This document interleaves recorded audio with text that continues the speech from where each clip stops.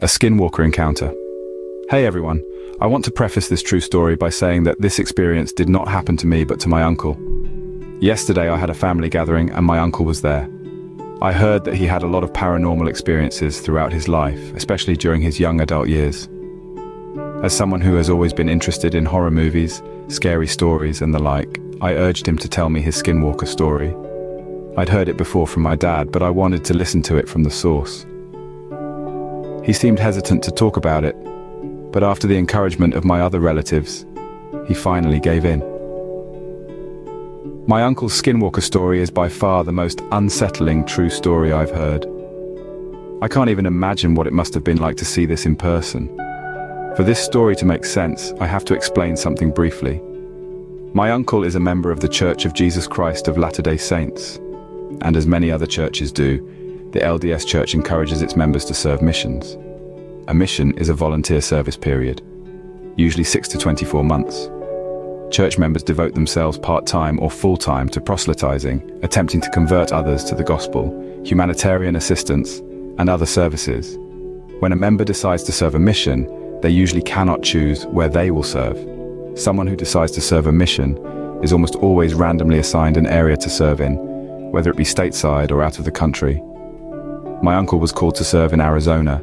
He was 20 years old when this event occurred. From what he told me, he enjoyed his mission in the months leading up to this experience. He had wonderful companions. Companions are fellow missionaries who partner with you at different times throughout your mission, and he loved to preach the gospel to the people of Arizona. After a few months into his mission, my uncle, as is mandatory for almost all missionaries, had to move to a different location within his area. And for some reason, he had to travel through an expanse of flat, dry and barren land in an open-door, four-wheeler type of vehicle to do so.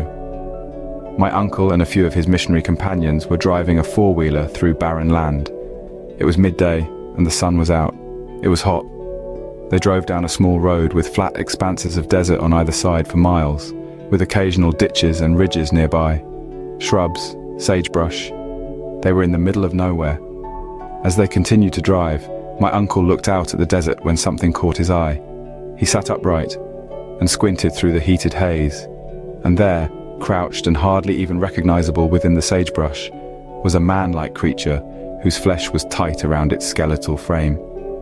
It was a Skinwalker. It seemed like the creature was wearing a loose animal hide, possibly a coyote, but my uncle couldn't be sure.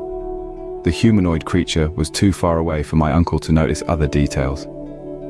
The Skinwalker in the distance slowly stood up and watched the four-wheeler pass by. Then it suddenly broke out into a run. My uncle's heart lurched as he watched this long-limbed, partially naked creature run towards the four-wheeler. It ran faster than any human being ever could. My uncle immediately yelled to get his companions' attention. And when they noticed the Skinwalker closing in on the four-wheeler, the missionary behind the wheel immediately hit the gas. The four-wheeler sped off at full speed. My uncle arched his neck to look behind, and to his horror the Skinwalker was now galloping on all fours. It ran along the side of the road, and as it drew closer, my uncle saw that the Skinwalker's face was deformed and shadowed, partially hidden behind its dark hair. Its eyes were nearly all black, predatory, and it galloped, its human arms and legs pumping faster and faster beneath it until it ran alongside the four-wheeler at breakneck speed. In a moment of desperation, the missionary behind the wheel swerved the four-wheeler off the small road on the desert terrain. He sped through the sagebrush and flew over every ditch and ridge, trying to lose the Skinwalker.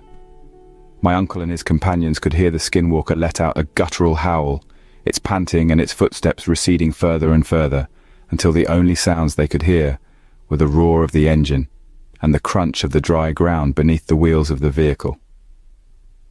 After this encounter, my uncle and his companions agreed that what they saw was real. They witnessed an evil being in that desert, a former human man so far gone and so consumed by the evil it fed itself, that it quite literally turned itself into and was almost unrecognizable as anything other than an animal. My uncle had a bad feeling that day.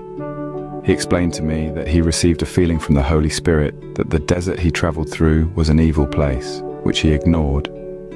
He told me that after this experience, he always strived and continues to strive to listen when the Holy Spirit prompts him, or when he feels deep down in his gut that something isn't right. My uncle learned about the importance of following promptings, feelings, impressions, instincts, whatever you want to call them. Because chances are, your first feeling will be the right one.